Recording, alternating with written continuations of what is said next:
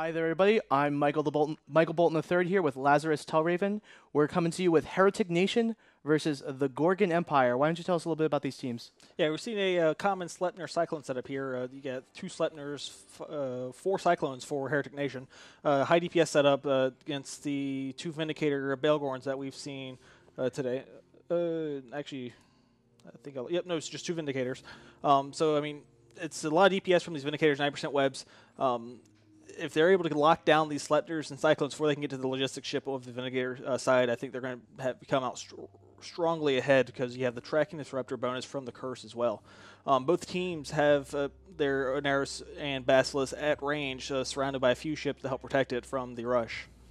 Now, we've seen these popular heavy battleship teams before. Do you think they're really as strong as people are making them out to be against these battlecruiser teams? These battleships, I mean, the Vindicators just like shred the other ships. I mean, they have the ASBs, they have the logistics to rep them, but just the DPS is so high on these Vindicators. It's really a hard call. As you see, Willie 19 just getting hammered as he is almost into armor. He's in half armor now. I mean, they can't rep it. They can't get lock stuff. They can't rep it. As he's deep armor in structure now. I mean, he's going to pop really quickly. I mean, this is a lot of damage on this team. Yeah, it's so strong. We have the Balgorn has disconnected, so that's already putting them way behind. The Gorgon Empire in a bad shape with that Balgorn disconnected. But the power from these Vindicators is just so strong. Look at the huge chunks being taken back and forth out of the Cyclone shields. Yeah, the first ship has popped. Willie 19 has popped. He was in a Cyclone, so I mean, Cyclone does not have the Tech 2 resist like his Sleipnir, but that as they start whittling down these Tech 1 resists, it's a lot of DPS off the field. The first Vindicator, Numitor, is in about 20% armor now. So once they lose this Vindicator without having that Balgorn on the field, I mean, that's a huge disadvantage for Gorgon Empire. That disconnect is really going to hurt them and possibly cost them the match. Yeah, no, I just think they're not taking down enough Cyclones fast enough. The Cyclones and the Sleipnirs have the advantage of being multiple ships versus the single damage primary of the Vindicator. Yep, so we have 2 Cyclones, 1 Saber down currently for Heretic Nation, but while the first Vindicator is about to go down in structure, and he just pops. So the first loss here besides the disconnect for the Gorgon Empire.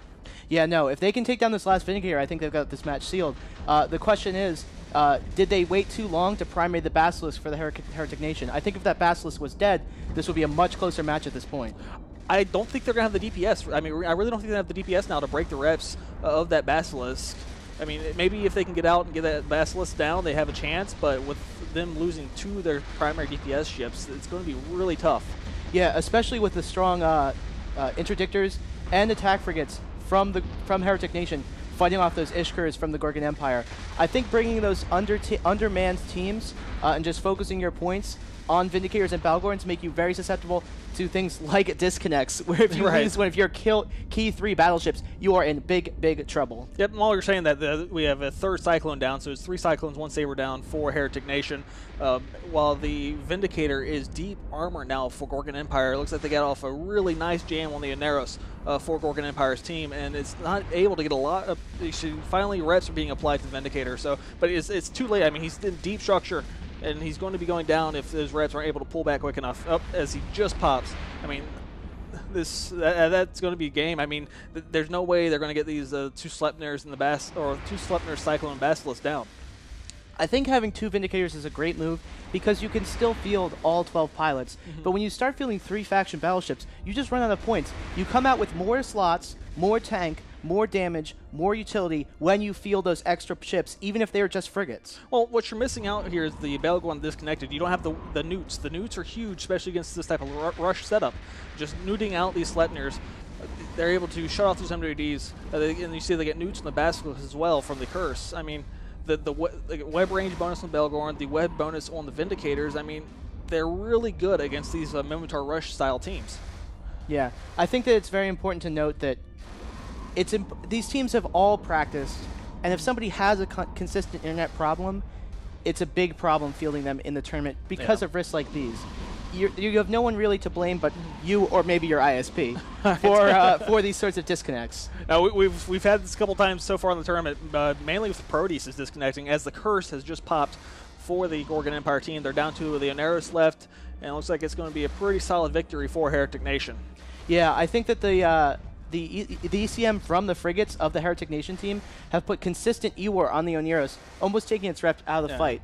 I think if that Oneros was able to keep his lock on that Vindicator, keep it live for a little bit longer, they could have gotten maybe that last Cyclone down and possibly start working on that Sleipnir. And it's actually, I think it's a really good choice that they didn't primary the Oneros earlier and just let the E-War handle it, because look at how much it's tanking. Yeah, I mean, it's going to be plated, it's going to have a decent amount of EHP, and it's going to have low SIG radius. So, I mean, yeah, that disconnect at the beginning, I think, really hurt. I actually am shocked, especially with an Armor Oneros, with its ability to fit sensor boosters and ECCM, that the power of just so many frigates, that all of their E-War was able to take him out of the fight. I really didn't see his effect on either Vindicator, and he really needed to keep those Vindicators up and make them last as long as possible, and it just did not Well, happen. he is fitting ECCM, but I mean... Yeah.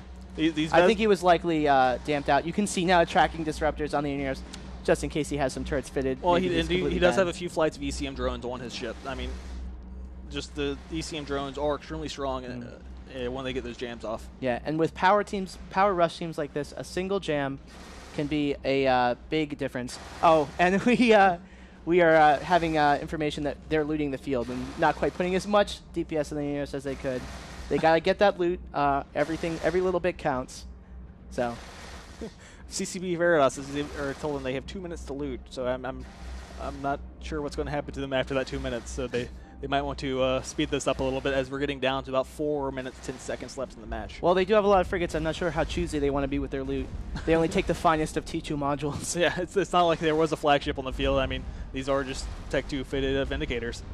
Do you think it's well? The Balgorn disconnected. That was not their flagship, though, correct? I don't believe so. Alrighty. Well, I wasn't able to see the ship name, so I'm not sure. Yeah, well, that would be a big problem with that. What do you think about taking the Basilisk versus the Scimitar with these Sleipnir teams? I want to say it was not the flagship we were just told, but I believe the Basilisk was here to help counter some of these new setups we've seen today. So as the last ship, the Oneros, dies for Gorgon Empire, the match will be over. But like I said, the cap transfers from the Basilisk probably helped some of those newts. Very true. We'll send it back to Soundwave in the studio.